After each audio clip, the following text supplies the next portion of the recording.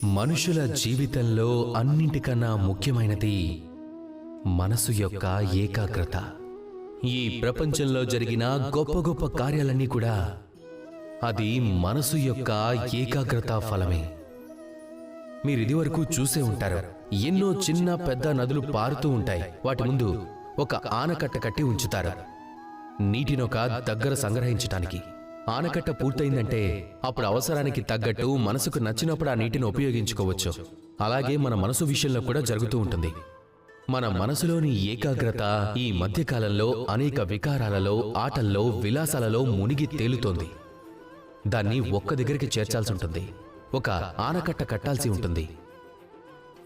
కర్మ అనే ఆనకట్ట.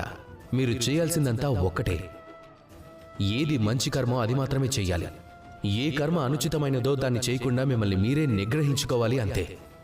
ఇదే పనిని మీరు మళ్ళీ మళ్ళీ చేస్తూ ఉన్నట్లయితే మీ మనసులో ఏకాగ్రత అనే ఆనకట్ట నిర్మితమవుతుంది. ఇక ఒక్కసారి అది పూర్తయిందంటే ఇక ఎప్పుడు కావాలంటే, ఎంత కావాలన్నా, ఎక్కడ కావాలన్నా అంత ఏకాగ్రతని ఉపయోగించుకోవచ్చు. మీరు ఒక్కసారి ఇది నేర్చుకున్నారు అంటే ఈ ప్రపంచాన్ని మార్చే పనిని మీరు చేయగలరు, ఈ సమాజాన్ని ఉద్ధరించే పనిని మీరు చేయగలరు. కనుక మనసును నిగ్రహించుకొని నాతో పాటు ప్రేమగా చెప్పండి, రాధా కృష్ణ.